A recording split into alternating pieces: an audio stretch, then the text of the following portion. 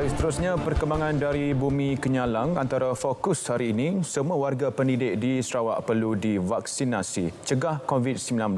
Kita bersama Bu Mawin untuk laporan lanjut. Bu Ma. Ya, Alif. Sebelum itu, ini berita yang baru diterima berkaitan kes pembuangan bayi. Tidak sampai 24 jam kes pembuangan bayi yang masih bernyawa ditemukan di Kampung Siol Kandis, Kuching. Polis berjaya menahan sepasang kekasih bagi membantu siasatan berhubung kejadian tersebut. Ketua Polis Daerah Kuching, Asisten Komisioner Ashmon Bajah dalam satu kenyataan memberitahu, kedua-dua suspek berusia 16 tahun itu ditahan 4 jam selepas kejadian itu dilaporkan kepada pihak polis.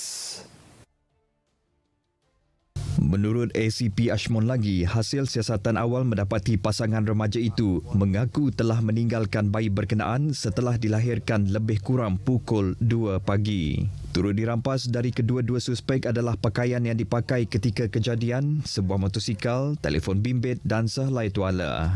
Remaja perempuan dan bayi perempuan telah dihantar ke Hospital Umum Sarawak bagi pemeriksaan lanjut, manakala uri bayi dihantar ke Jabatan Forensik bagi tindakan selanjutnya. Manakala remaja lelaki pula ditahan di lokap IPD Kuching bagi membantu siasatan. Kes disiasat di bawah Seksyen 317 Kanun Keseksaan atas kesalahan membuang bayi. Jika sabit kesalahan, boleh dikenakan hukuman penjara sehingga 7 tahun atau denda atau kedua-duanya. Kementerian Kebajikan Kesejahteraan Komuniti, Wanita, Keluarga dan Pembangunan Kanak-kanak bekerjasama dengan Jawatan Kuasa Pengurusan Bencana Negeri dan Pusat-Pusat Pemberian Vaksin dalam melaksanakan program pemberian vaksin kepada para pendidik, pembantu pendidik dan pengasuh di negeri ini. Menteri berkenaan, Datuk Seri Fatimah Abdullah berkata, setakat ini sebanyak 98% daripada 10,133 orang pendidik, pembantu pendidik dan pengasuh di Sarawak telah divaksinasi. Datuk Seri Fatimah menambah, selain inisiatif dan komitmen pihak kementerian untuk memastikan para pendidik, pembantu pendidik dan pengasuh diberi vaksinasi, ibu bapa serta keluarga yang mempunyai anak-anak kecil juga disaran supaya mendapatkan suntikan vaksin COVID-19. Menurutnya, ini kerana menjadi tanggungjawab setiap pihak bagi memastikan keselamatan anak-anak kecil mereka. Datuk Seri Fatimah berkata demikian dalam kenyataan media bagi mengulas kebimbangan yang disuarakan oleh seorang aktivis, Bun Syakni, yang menyatakan semua individu yang layak terutama pekerja pusat jagaan kanak-kanak dan sekolah perlu diberikan vaksin yang disiarkan di sebuah akhbar tempatan hari ini. Baik saudara, seterusnya kita ikuti ringkasan laporan prestasi vaksinasi Sarawak setakat 25 Ogos.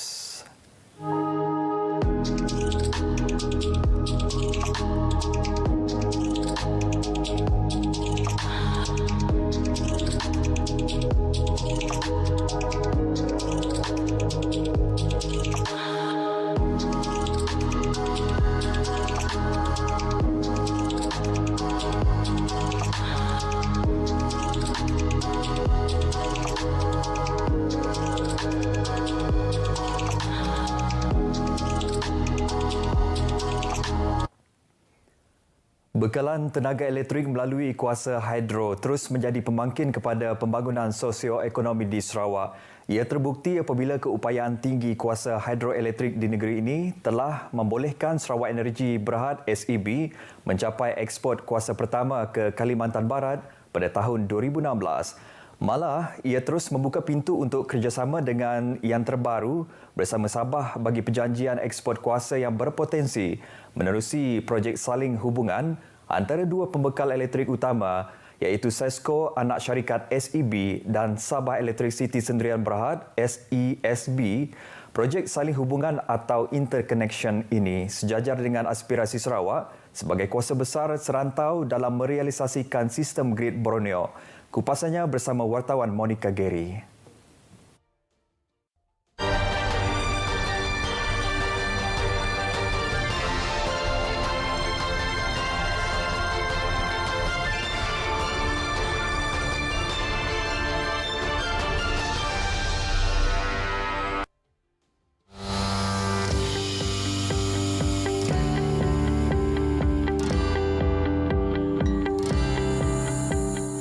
Sarawak Sarawak memiliki purata tarif elektrik terendah di Malaysia dan Asia Tenggara dengan kadar 28.2 sen sekilowatt sejam dan ini tentunya menarik minat lebih ramai pelabur asing menanam modal di negeri ini di samping pelbagai insentif ditawarkan kerajaan negeri Sarawak.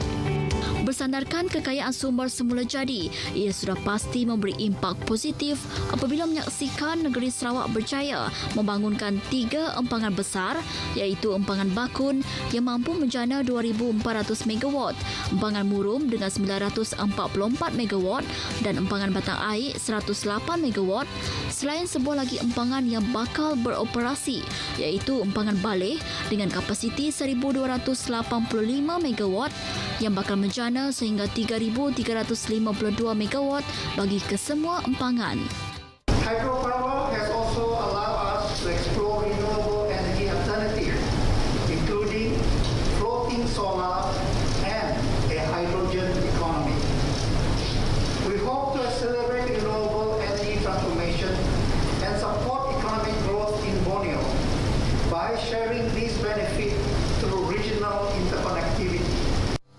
Melangkah setapak lagi projek kedua saling hubungan antara Sarawak dan Sabah ini iaitu pengeksportan sebanyak 30 megawatt tenaga elektrik untuk tempoh 15 tahun menerusi talian penghantaran 31 km 275 kilowatt.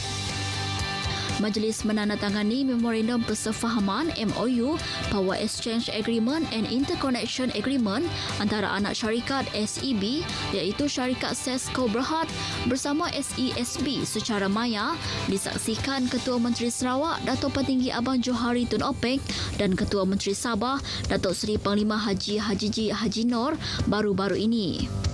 Perjanjian itu amat penting ke arah merealisasikan matlamat bersama Inisiatif Kawasan Pertumbuhan ASEAN Timur atau BIMYAGA bagi pelaksanaan sambungan infrastruktur dalam kalangan negara-negara ASEAN menerusi ASEAN Power. Ini bukan hanya untuk dipakai domestik saja, dia juga boleh pakai untuk industri, untuk komersial dan sebagainya. Ini secara langsung kita dapat to prosper both all state in Borneo. Jadi kita dapat juga mendapat keuntungan. It's a win-win situation lah. Itu sebabnya dia dapat kita perhatikan dalam bentuk kerjasama seperti ini adalah menguntungkan semua pihak ya. Manfaatnya, menerusi pembekalan tenaga ini, selain menambah baik tahap ekonomi semua negara terlibat, mampu mengurangkan kebergantungan terhadap penggunaan bahan api, petroleum dan bahan bakar fosil lain sekaligus merendahkan kadar pembebasan karbon dioksida serta kesan rumah hijau. Kekayaan sumber semula jadi yang dimiliki Sarawak mampu menjadikan Sarawak sebagai pengeluar utama tenaga elektrik di Malaysia sekaligus meletakkan ekonomi Sarawak pada landasan yang kukuh. Monica Gary, RTM.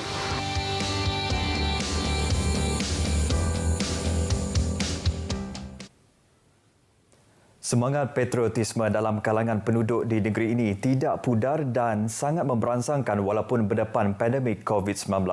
Ini dapat dibuktikan dengan kegairahan untuk mengibar jalur gemilang di premis serta kenderaan masing-masing. Menteri Kesenian, Pelancongan dan Kebudayaan Dato' Abdul Karim Rahman Hamzah merangkap Menteri Bertanggungjawab bagi penganjuran sambutan Hari Kebangsaan 2021 peringkat negeri Sarawak berkata, semangat ini turut membuktikan rasa cinta terhadap negara serta tanda solidariti meraihkan sambutan Hari Kebangsaan ketika menghadapi cabaran pandemik COVID-19. Datuk Abdul Karim Rahman Hamzah berkata beliau sangat bangga melihat rata-rata premis kediaman serta kenderaan turut dihiasi dengan jalur gemilang lambang kemegahan sebagai rakyat Malaysia walaupun sambutan masih tidak dapat diraihkan seperti tahun-tahun sebelum pandemik melanda. Saya dapat melihat banyak juga rumah-rumah yang mengibarkan jalur gemilang, ada juga kenderaan-kenderaan yang meletakkan bendera jalur gemilang ini di kenderaan mereka dan ini adalah satu semangat yang cukup membanggakan kita sebagai rakyat Malaysia. Dalam masa yang singkat ini kita sama-sama menaikkan jalur gemilang Datuk Abdul Karim Rahman Hamzah berkata demikian kepada RTM selepas menjadi tetamu program Stay Day di Studio HD RTM Kuching. Sambutan Hari Kebangsaan 2021 peringkat negeri Sarawak pada 31 Ogos akan disambut secara hybrid berikutan penularan COVID-19. Ia akan diadakan di Kompleks Dewan Undangan Negeri Sarawak dan disiarkan secara langsung bermula pukul 8.25 pagi melalui radio dan Facebook RTM Sarawak serta laman Facebook Unit Komunikasi Awam Sarawak UKAS. Kerajaan negeri memperuntukkan sejumlah RM4 juta melalui Agensi Pembangunan Wilayah Utara bagi membina serta menaik taraf 5 projek kemudahan sosial dan rekreasi di bawah kelolaan Majlis Daerah Limbang.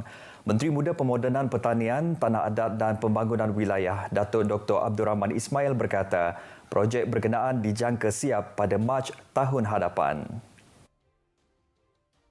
Yang pertama adalah membina baru apa yang kita panggil dataran Bandar Limbang, kawasan untuk kita membuat riadah jogging dan sebagainya, dan akan menempatkan pada fasa pertama ini lebih kurang 175 buah parking space.